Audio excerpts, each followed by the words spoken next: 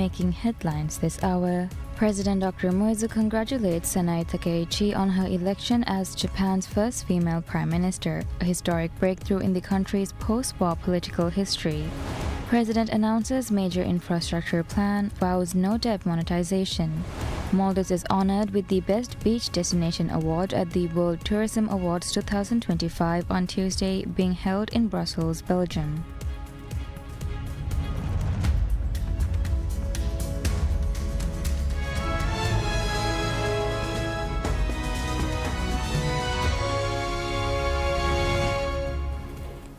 Bismillahirrahmanirrahim. Assalamu alaikum and welcome to PSM News in English with me, Minha Maroof. President Dr. Mohammad Moizu congratulates Sanae Takaichi on her election as Japan's first female prime minister, a historic breakthrough in the country's post-war political history. Takaichi was elected after receiving 237 votes in the lower house of Japan's National Diet, surpassing the majority threshold in the 465-seat chamber. Her victory followed a coalition agreement reached the previous day between the ruling Liberal Democratic Party and the right-wing Japan Innovation Party, known as Ishin. He also expressed confidence in her leadership and reaffirmed his commitment to bilateral cooperation. Takaichi's appointment was subsequently endorsed by the upper house, which holds less legislative authority. She is expected to be sworn in as Japan's 104th prime minister, succeeding Shigeru Ishiba, who announced his resignation last month following his party's electoral setbacks.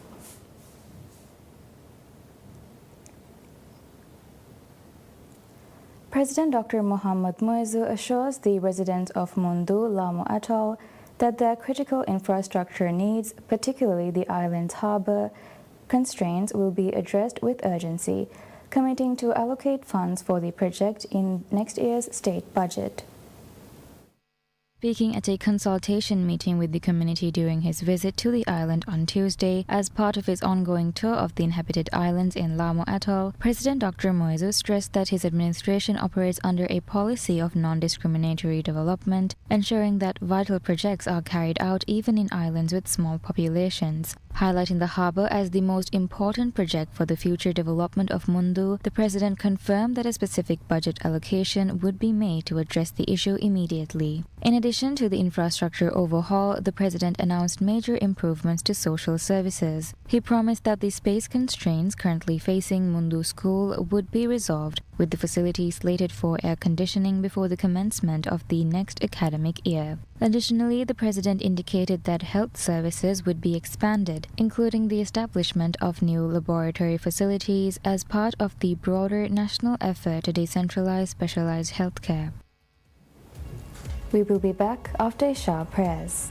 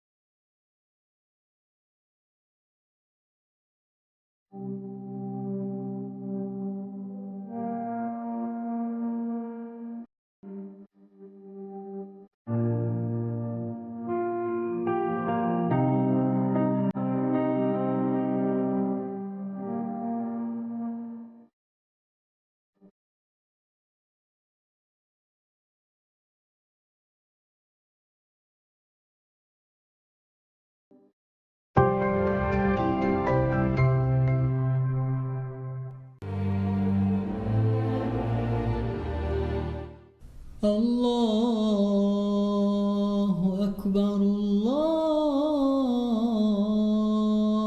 أكبر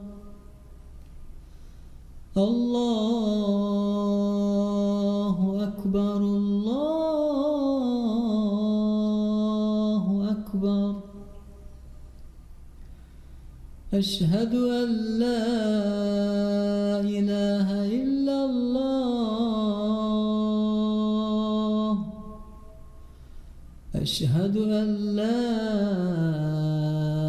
إله إلا الله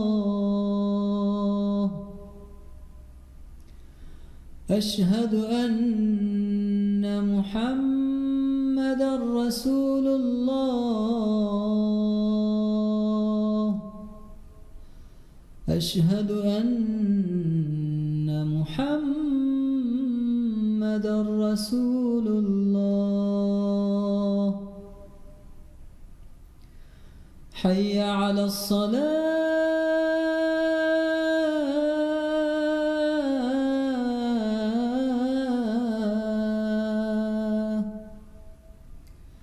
حي على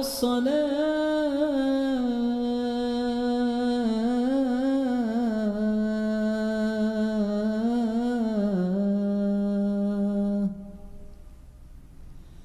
حي على الفلاح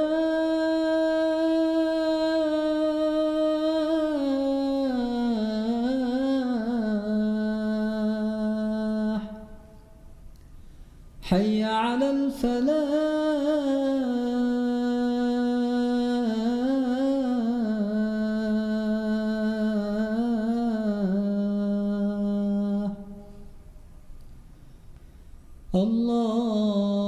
الله أكبر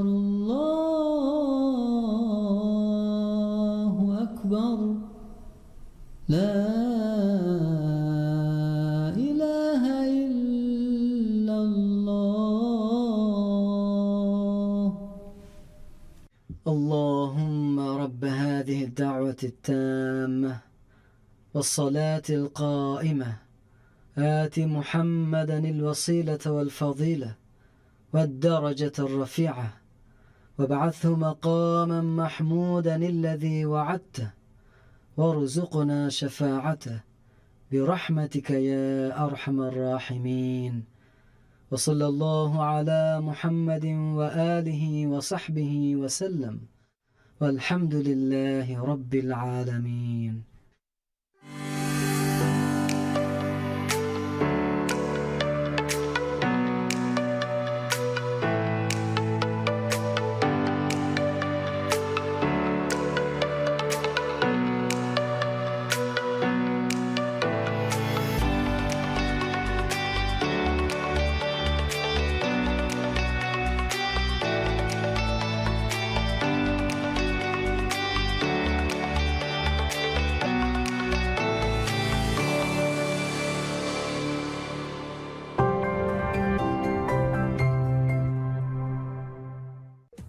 ಏಲರಲ್ ನಿಮ್ಮ ಫಕೆರಿಯಾಗ ಕುರಿಯದ್ದಾನೆ ದಾಯರ decide ನೊಕುರೆ ಫತ ವರ ಎಕ್ಸ್ಪೋಯ ಜಿಯಾರೆ ಕಂ ಹುರಿ ಫುರ್ಸತ್ ತಂಗ್ explore ಕೊಲ್ಲ C you ಎಟ್ ವರ expo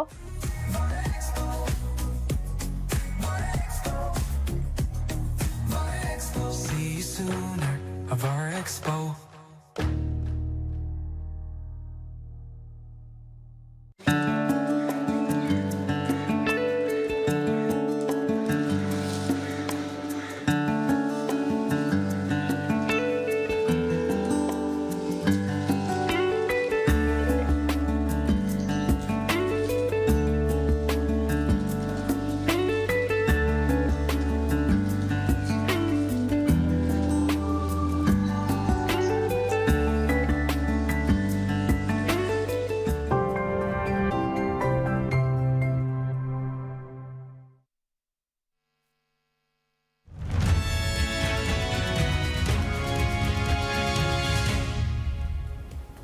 Welcome back to PSM News in English. President Dr. Mohammad Moizu witnesses a pivotal agreement on to develop a specialized hotel school in Hulumendu, Lamu Atoll, asserting the project marks an essential step towards bolstering the island nation's tourism industry.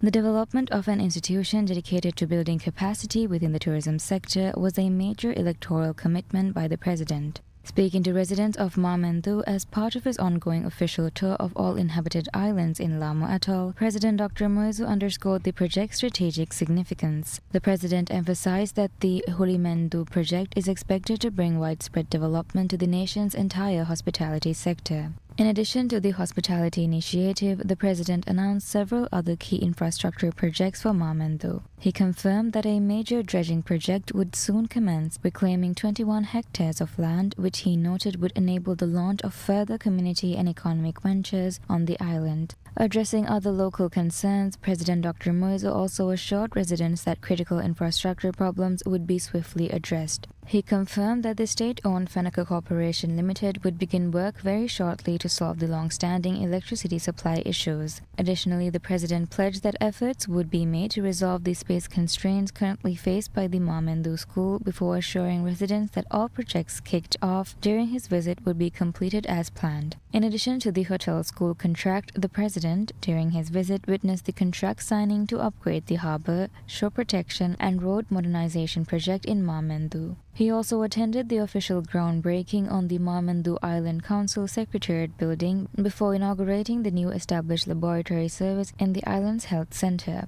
President Dr. Moizu during the visit met with members of Marmendu Island Council, the Women's Development Committee (WDC), and heads of local institutions to discuss the island's key development priorities. This visit is part of President's nationwide initiative to visit all Maldivian atolls, strengthening direct engagement with atoll, island and city councils to drive development across the country. President Dr. Mohammad Moizu announces a sweeping infrastructure program led by the redevelopment of Kaddu Airport into an international facility, while vowing to honor government pleasures without resorting to debt monetization, commonly known as printing money. The president outlined the plans during an address to residents of Fonadu in Lamo Atoll, where he formally launched the implementation of several campaign promises scheduled to begin this year and next. Agreements were signed at the ceremony, transferring responsibility for the projects to the relevant state entities. The centerpiece of the initiative is the transformation of Kaddu Airport. President Moizu confirmed that the facility will be upgraded to international standards, including the construction of a 2,800-meter runway. The project has been entrusted to the Maldives Airports Company Limited (MACL). Delivering the airport requires extensive land reclamation. A total of 144 hectares will be reclaimed, 114 hectares for the airport itself and 30 hectares for the development needs of Fonadu. The government aims to complete the airport project within 3 years.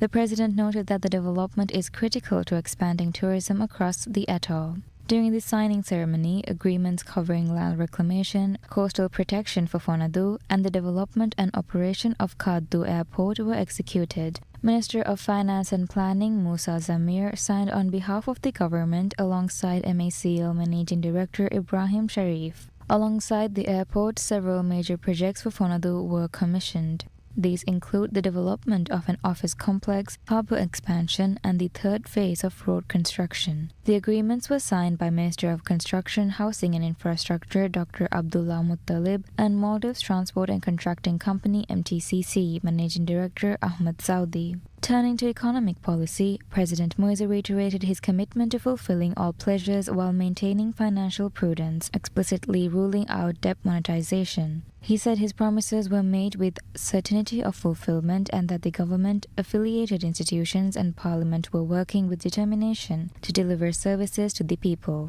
On governance, President Moizu pledged that his administration would not arrest dissenting or opposition figures, pursue a spirit of revenge, or exert influence over the judiciary. He stressed that the judiciary must act justly and assured that the government would cooperate fully without institutions responsible for maintaining national peace.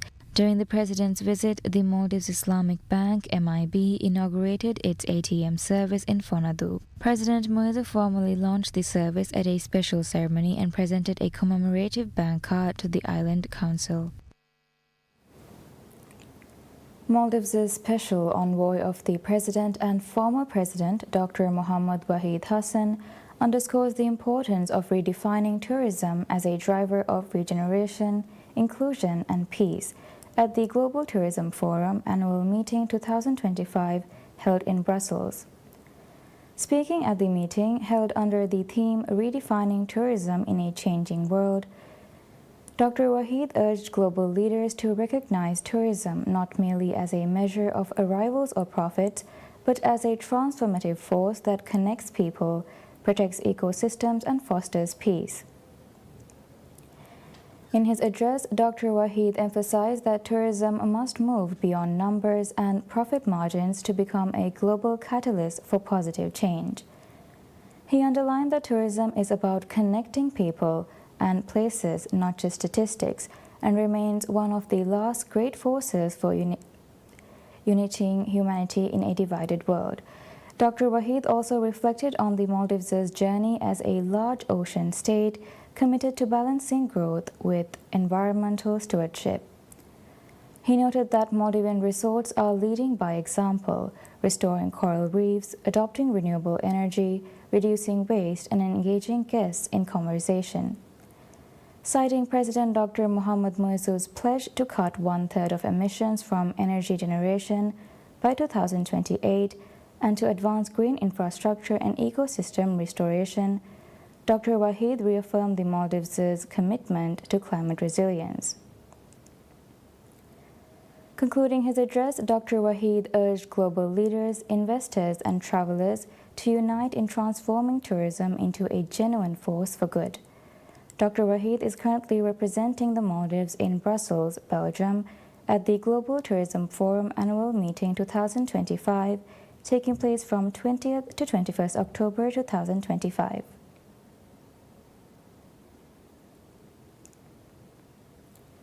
Maldives is honored with the Best Beach Destination Award at the World Tourism Awards 2025, being held in Brussels, Belgium. This prestigious award honors the Maldives for its pristine white sand beaches, crystal clear waters, and vibrant marine life. The award was accepted on behalf of President Dr. Mohamed Muizzu by Dr. Mohamed Waheed Hassan, former president and special envoy of the president, during the award ceremony held as the culminating event of the Global Tourism Forum Annual Meeting 2025.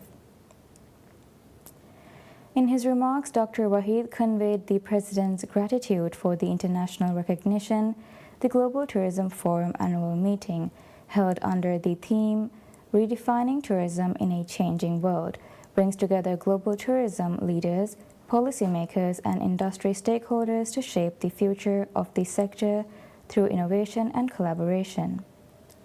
This latest accolade reaffirms the Maldives' position as one of the world's most admired destinations and recognizes its dedication to preserving its coastal environment.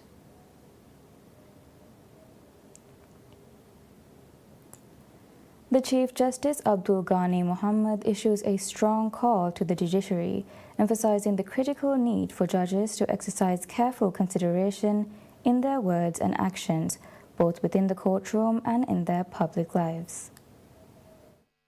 The directive was made during the swearing-in ceremony of 2 new family court judges held at the Supreme Court. The Chief Justice formally welcomed the newly appointed judges, acknowledging the significant responsibilities they are undertaking. He urged them to discharge their duties with utmost impartiality and compassion, particularly highlighting the sensitive nature of cases heard in family court. These cases, he noted, often involve the most vulnerable members of society, requiring judges to possess patience, empathy, and a profound understanding of human emotions. The Chief Justice elaborated on the essential qualities that define a judge, stating that while they may not be listed separately in codes of conduct, these attributes are intrinsically linked and collectively shape a judge's character. He stressed that in today's era of transparency, where trials are often instantly broadcast and recorded, judges must be acutely aware of the way they carry themselves inside the courtroom. Beyond the confines of the courtroom, the Chief Justice underscored the importance of maintaining a high standard of conduct and behavior even in public. He reminded judges that their actions are constantly under scrutiny and that certain societal expectations apply to them, distinguishing their conduct from that of an ordinary individual. He further advised that social interactions should also be managed with discernment. Concluding his address, Chief Justice Ghani stressed that judges must consistently act in ways that uphold the dignity and respect of the judiciary, both within the courtroom and in all aspects of their public and private lives. The swearing-in ceremony was attended by Chief Judicial Administrator Amjad Mustafa and Judicial Service Commission JSC Chairman Hussein Riza Adam.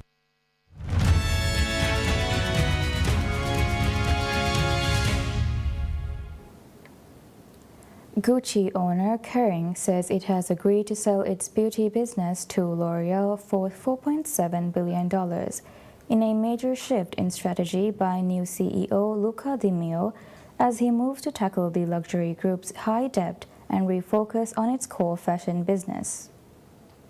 Under the deal, French beauty giant L'Oreal will acquire Kering's fragrance line Creed, as well as rights to develop fragrance and beauty products under Kering's fashion labels Gucci, Bottega, Veneta, and Balenciaga under a 50-year exclusive license. The license for Gucci fragrances is currently held by Coty, and the new 50-year deal with L'Oreal will commence when that expires, believed by analysts to be in 2028. This is a significant step to reducing the net debt acquired by Kering.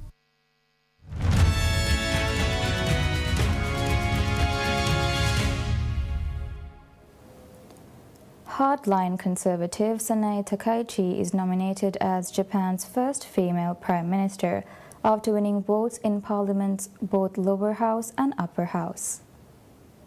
An acolyte of former Prime Minister Shinzo Abe and an admirer of Britain's Margaret Thatcher, Takaichi received 237 votes in the lower house election to choose the next premier, topping the majority of the 465-seat chamber. While in the upper house election, she won 125 votes in the runoff against Yoshihiko Noda, leader of the main opposition Constitutional Democratic Party. Her victory shatters the glass ceiling in a country where men still hold overwhelming sway and puts Japan, a close U.S. ally, on a forceful shift to the right. The nomination happened one day after her Liberal Democratic Party, which has governed Japan for most of its post-war history, agreed to a coalition deal with the right-wing Japan Innovation Party known as Ishin.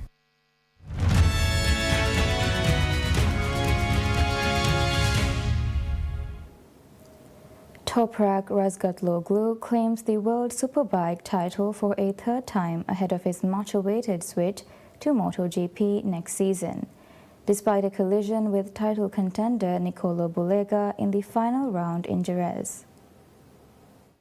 Razgatlıoğlu, the first Turkish Superbike world champion known for his flamboyant showmanship on the track, agreed in June to move into MotoGP with the Prima Pramac racing team. This year we are starting not strong, but every race we can very improve and never give up, and finally we get the title. And thank you very much for everything. And now that we are world champion, I'm really happy for that. Thank you. Although Aruba Racing's Bulega won both races and the Super Pole race aboard his Ducati to make it a hat-trick of wins in Jerez, Razgatlıoğlu did enough to maintain his lead in the championship as the BMW rider defended his crown. As Razgatlıoğlu entered the pit lane, all teams lined up to applaud the champion before he performed tire-smoking donuts. Trailing by 22 points, Bulega went into the final race needing nothing short of a victory to snatch the title, while also hoping Razgatlıoğlu failed to score points. Razgatlıoğlu started 10th on the grid, but the Turkish rider methodically carved his way through the field and finished third, sealing the title with a lead of 13 points. After 8 years in the World Superbike Championship, which uses highly modified versions of production road bikes, Razgatlıoğlu will move to MotoGP, which uses pure multi-million-dollar prototypes, the pinnacle of motorcycle racing. Ducati celebrated their 21st manufacturer's title and fourth in a row after beating BMW by 28 points.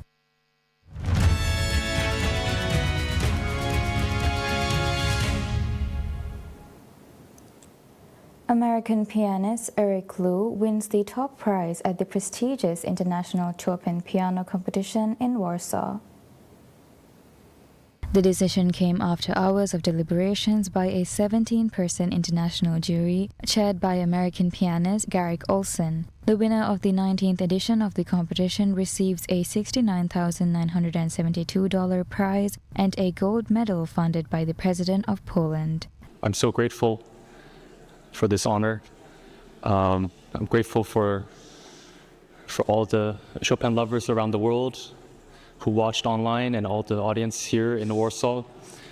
I'm grateful for the jury to bestow me this honor. And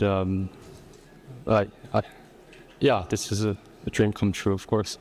In the final, he performed Chopin's Polonaise Fantasy in A-flat major, Op. 61, and Piano Concerto in F minor, Op. 21. And that's all we have for now. Thank you for watching. Wish you all a pleasant day ahead.